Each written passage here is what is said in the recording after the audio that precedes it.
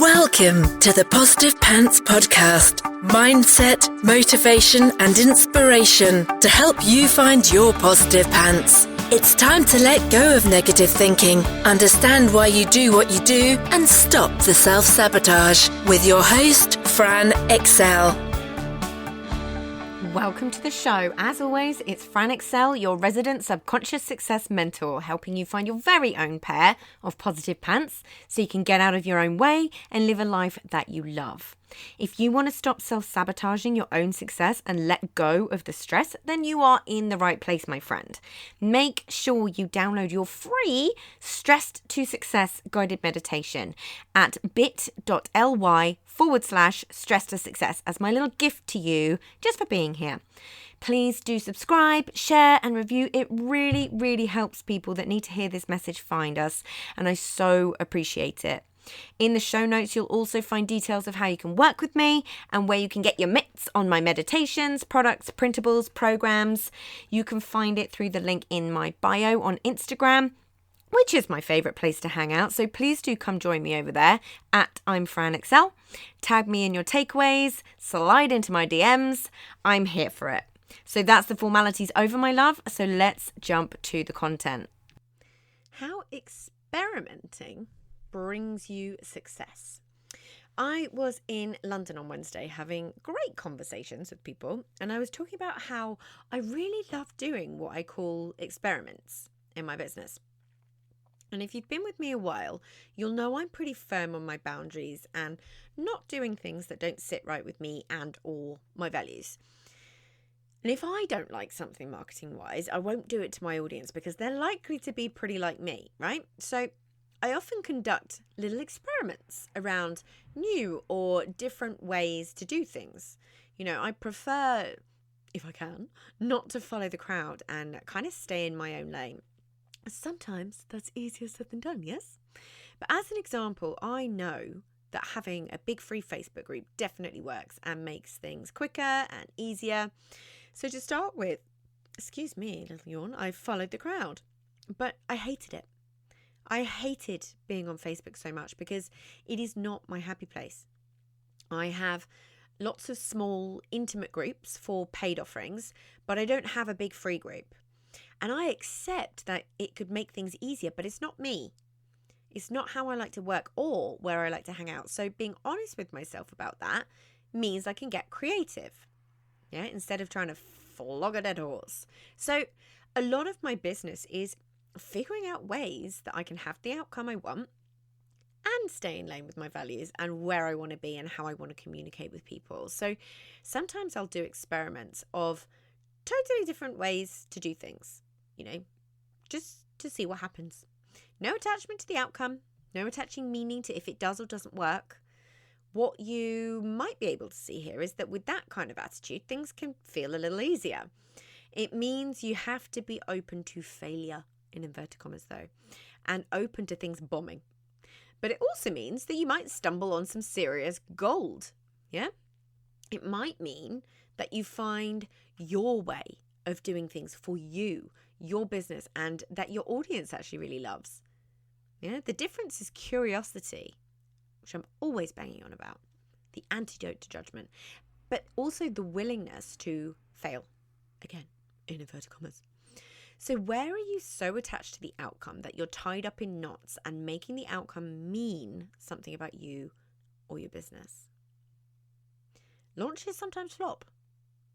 There will always be valuable information in that. Always. Yeah. Sometimes things go way better than you expected. And guess what? There's valuable information in there too.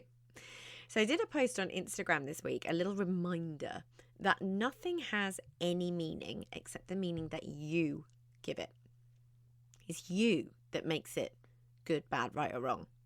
And when we attach our businesses, our income, our audience size, our turnover or anything else to our identity, that's where we can get ourselves in a sticky pickle. It's way more fun as well to treat things as an experiment. Yes, it can be an educated experiment, a nice hypothesis that you might have to start with. You need to be able to see that it could work and then just being open to giving it all and seeing what happens. Another reason that we can attach so much meaning to outcomes is because we're not staying in our own lane. Like, we're worrying about how it looks or what other people think. What we're doing, if this happens, then that happens thinking, that black and white. The most successful people that you'll see are the ones that are willing to experiment, willing to fail, willing to not get it right, and not making it mean anything about themselves in the process. Of course we want our experiments to go well. Of course we do. But the trouble comes when we make the outcome validate our own sense of worthiness, making ourselves good enough or not good enough. Yeah. How different does it feel going into something thinking, I wonder what happens if I do this, versus I need this to happen. This has to happen. Big difference internally, right? And you'll show up completely differently too. So my next experiment is coming up in January, and you are more than welcome to come and be a part of it. In fact, I would love it if you were. And if you're on my email list, you already know a little bit about this. But I wanted to do something in December, and actually lots of people have been doing kind of advent calendars or things every day in the lead up to Christmas. And I was having a conversation with the hubs about how winter is so much tougher once the fun festive season is gone. January tends to see a lot of people feeling down. So I wanted to change that. But also, every year I talk about my contempt for New Year's resolutions because they are usually shame-based. Over 80% of them, we've fallen off the wagon before the end of January as well. But it's based on what you think is wrong with you. But most people don't talk about the fact that with 95 to 99% of everything you do being run by your unconscious, you being on autopilot, the behavior will have served a purpose at some point, but it's your path of least resistance. It will make sense somewhere in your life. But when you understand neuroplasticity and the brain and body's way of rewiring new neural pathways, you'd give yourself a little bit of a break and allow it to take a little time. You wouldn't go like all or nothing. It's not about all or nothing.